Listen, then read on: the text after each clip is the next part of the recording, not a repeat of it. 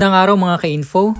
For today's video, ituturo ko nga sa inyo kung paano pumili ng mga produkto na mura na may 7% na markup.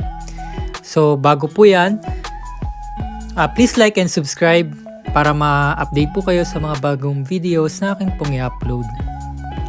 So yun nga, dahil sa mga bagong seller po na nag-try na po kay Sitaw, is di po nila alam minsan kung paano pipili ng product at saan pipili ng product at kung paano lalabas yung mga murang product, saan ito hahanapin. So dito lang po yan sa products, and then click nyo po yung product warehouse. So yung iba kahit na kinlik nila yung category, and then halimbawa pumili sila ng isa sa mga category, halimbawa ito is sports bag, then click the filter. Puro halo-halo po yung nalabas dito. May 8%, may 12%, may 10%. Ayan. Ayan. Halo-halo siya. And then minsan, ang gagawin, kiklik si profit, pipiliin yung 7%, and then wala nalabas.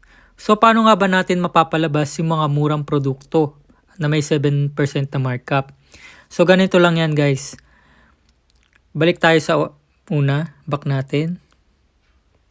Ayan. So, sa products ulit.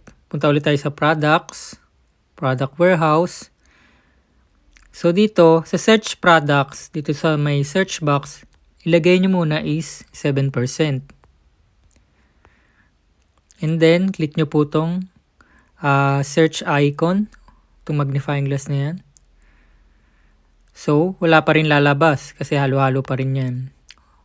So, para lumabas yung 7%, dito po sa may profit, sa may taas po, ay sa may gitna, yan yung profit percent, kung nakikita nyo po yan. Click nyo po yan, and then, piliin nyo po yung 7, then confirm. So dito may lalabas na siya, kaso dalawa lang yung nalabas. Para maraming yung lumabas na 7% na markup, i-click natin yung filter.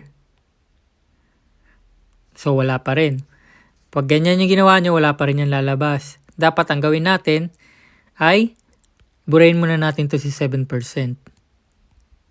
And then saka nyo i-click si filter.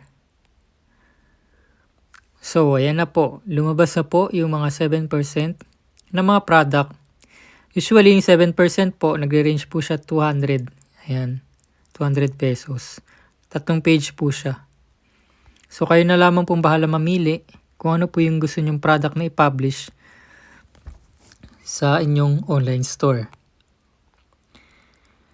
So, yun lang guys, Kung new seller ka at nahihirapan ka sa kung paano ba mamili ng product, paano ba yung tumatakbo tong business si Sitaw, paano ba pumili ng mga tamang markup, produkto, paano ba gumamit ng vacation mode, at paano ba makakapasa sa processing rate, paano ba yung mga strategy. Guys, I can help you at para matulungan kayo na mag-guide kung paano nga ba kumita dito kay Sitaw. Kahit affiliates kita o hindi, I'm willing to help you. Basta message nyo lamang po ako sa aking email. Ayan. Kahit hindi nyo po gamitin yung referral code ko, okay lang din. Kung gamitin nyo po, mas okay. Pero I'm willing to help po kahit hindi ko po kayo affiliate, kahit hindi nyo po gamitin yung referral code ko, tutulungan ko po kayo, mag-guide kayo, para makapagsimula po ng pagbebenta ng mga produkto dito kay Sitaw. So yun lamang po see you on my next video. Bye mga ka-info.